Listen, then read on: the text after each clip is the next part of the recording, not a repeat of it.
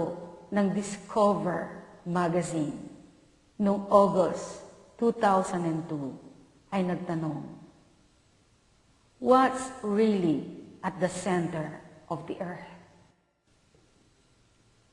Ayon po sa ating pinag-aralan, alam po natin kung ano talaga ang nasa gitna ng daigdig. Jesus told us, there is a lake of fire with millions of people burning, weeping, screaming, wailing, and gnashing of teeth. Sa isa pong kilalang newspaper sa Finland, ay nag-appear po ito.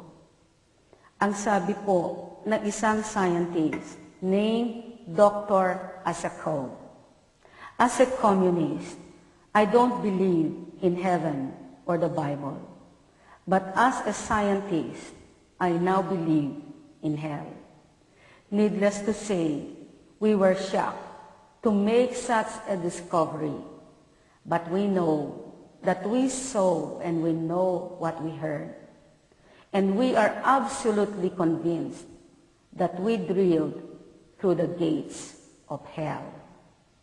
Ang kwento po niya, nung nagdidrill o nagbabarena po sila ng lupa, bigla po itong umikot ng sobrang bilis. Ang ibig sabihin, mayroon po silang nahukay o naabot na empty space o parang butas ng kuweba. Yun pong pangkuha nila ng temperature ay sumobra ang increase ng init to 2,000 degrees Fahrenheit. Ang ginawa po nila, nagbaba po sila ng microphone na designed para po ma-detect nila ang tunog ng mga plate movements sa ilalim. Pero imbes na plate movements ang marinig po nila, ang narinig po nila ay human voice screaming in pain. Akala po nila, yun pong sound ay nanggagaling lamang sa kanila pong mga equipment. Pero nung gumawa po sila ng adjustment, ang masama po nilang suspicion ay na-confirm. Ang sabi po nila, the screams were not those of a single human. They were the screams of millions of humans. Ang narinig daw po nila ay ang mga sigaw, hindi ng isang tao lamang, kung hindi milyon-milyong tao ang sumisigaw.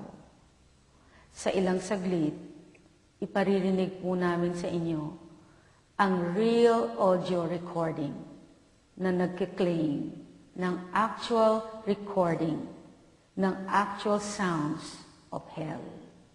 Again, pinaaalalahanan ko lamang po kayo. This may scare you. So I pray and plead the blood of Jesus to cover you and protect you.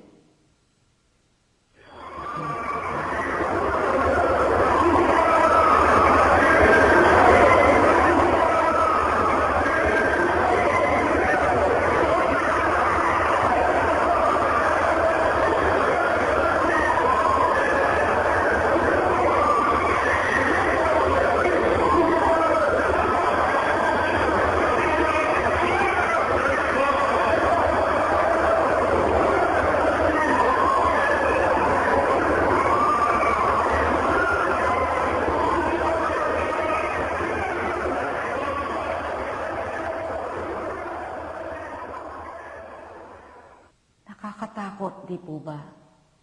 Kung tutuusin, ang sound po na narinig ninyo ay filtered na sapagkat hinigop lang po ito at narinig mula sa isang microphone.